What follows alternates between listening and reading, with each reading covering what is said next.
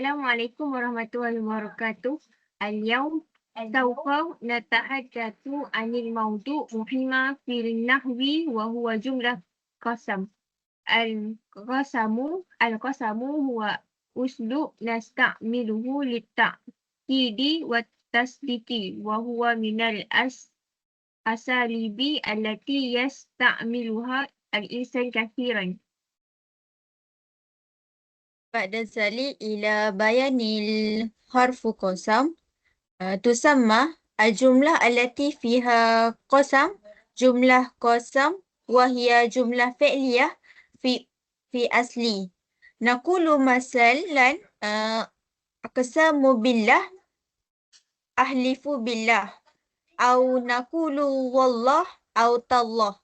ومعنى في كل ذلك أن قسم يتم بفعل وبعده شبه جملة من حرف جاء واسم المجرور.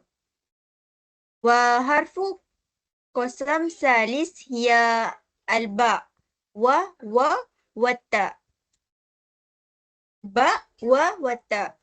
أما باء فهي أصلي في قسم وجاز أن يظهر معها فعل القسم. نقول أقسم بالله أو بالله.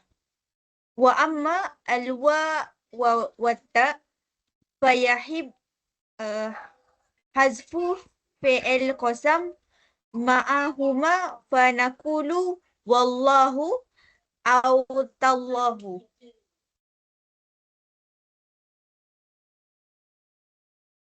ثم حرف قسم واستخدام ومن الفروع أيضا أن باء تدخل على اسم ظاهر وعلى ضمير أما واو وتاء فلا تدخلان إلا على اسم ظاهر. نقول أقسم بالله أو أقسم به ولا نقول والله به.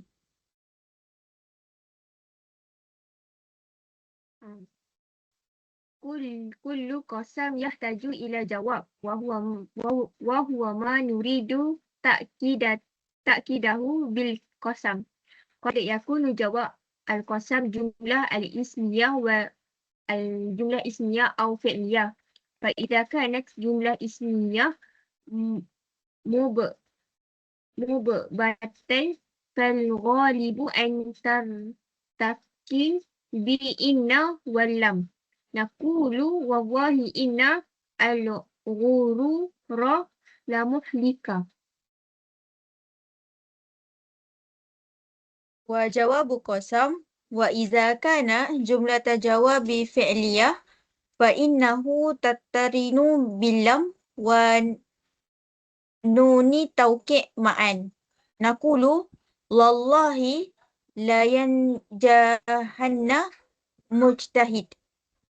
وإذا كان فعل ماضيا فالأغلب أن يقترن بالله وقد مثله والله لقد انتظر الحق.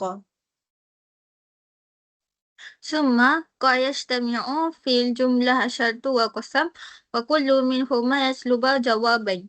وقاعدة أن جواب يكون للسابق منهما فنقول إن تجتهد والله تنجح. فإذا سبق قسم وقولنا والله إن تجتهدوا لتنجحن فالجواب يكون للقسم. في الختام نقول إن جملة قسم من التراكيب جملة التي تدل على التوكيد والقوة في التعبير وهي تدل على صدق المتكلم وعزمه. شكرا لحسن إدغامكم والسلام عليكم ورحمة الله وبركاته. وعليكم السلام. Waalaikumsalam warahmatullahi wabarakatuh.